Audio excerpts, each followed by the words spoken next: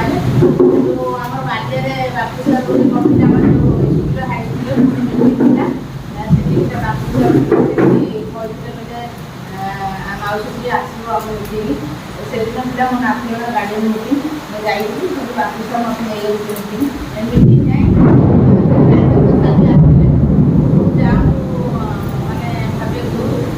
ଆଉ ମୋର ଅଫଲାଇନ୍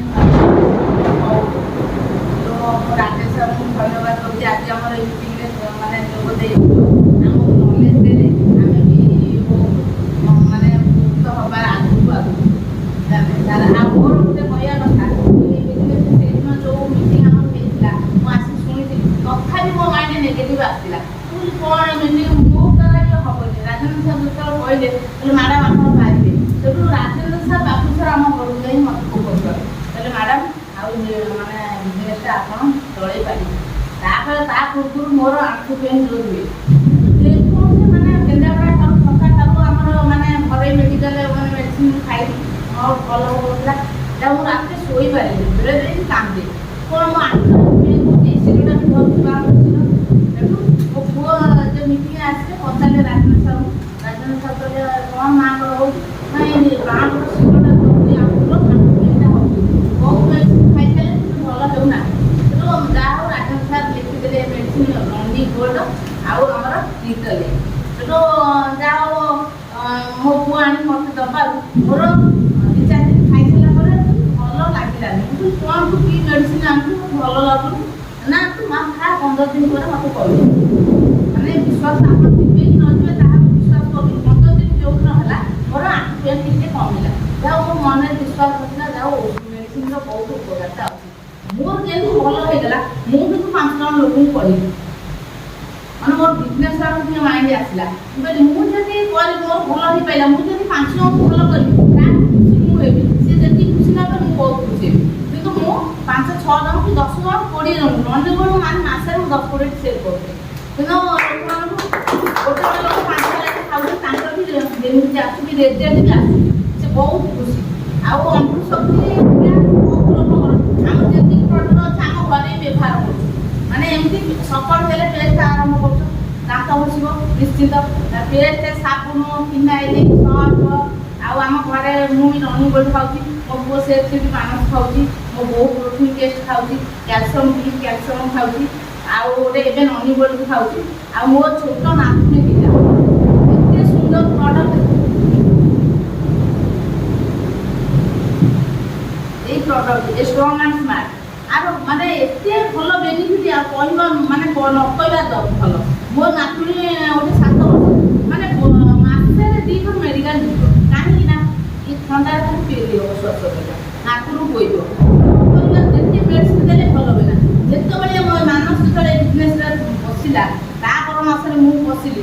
দেখিলি মো নাতুনি দুই যেতে মু দেবি মানে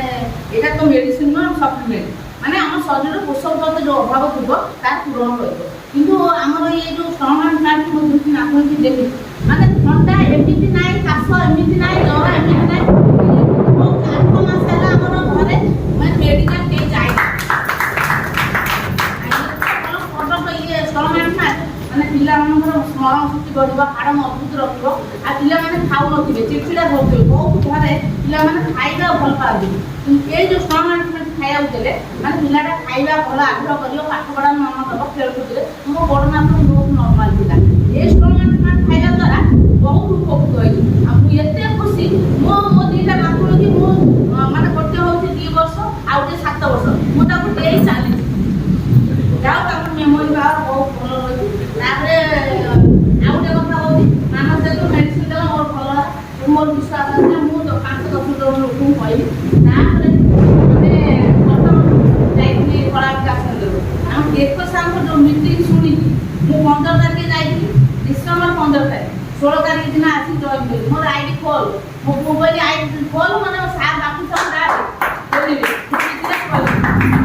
ଚାଲିଛି କିନ୍ତୁ ମାଇଣ୍ଡ ସେଟ୍ କରିଛି ମୁଁ ଆଗକୁ ବି କରି ଚାଲିଛି ଆଉ ଗୋଟେ ମୁଁ କବିତା କହୁଛି ଆପଣ ଅଧିକା ମିଠା ସପନ ଅଧିକା ଜୀବନ ଅଧିକା ମିଠା ସପନ ଅଧିକା ଜୀବନ ଧନ ଆସିଲେ ଖୋଜି ଆଣିବା ଭାଙ୍ଗି ଯାଇଥିଲେ ଗଡ଼ି ତୋଳିବା କଳା ଜଳ ହୋଇ ଆଖିରେ ଥିବା ମୋଦିକା ମିଠା ସପନ ମୋଦିକା ଜୀବନ ଧନ ପଛେ ସୁବିଧା ନାହିଁ ଆମ କର୍ମ ପଛେ ଯିବା ଯାଇ ଆଜି ବି ନହେଲେ କାଲି ବି ହବା ଆମ ସଫଳତାର ପାହାଚ ଆମେ ଚଢ଼ିବା ସଫଳତାର ପାହାଚ ଆମେ ଚଢ଼ିବା ମୋଦିକା ମିଠା ସପନ ମୋଦିକା ଜୀବନ ଧନ মোদিকা মিঠা সপন মোদিকা জীবন ধন বহুত কিছু কইয়া আছে কিন্তু মানে এত সময় নেবেনি তুমি যেতে কল দৌড় ঘুরছো মাউসি মোড়ে জোরদার তাড়িয়ে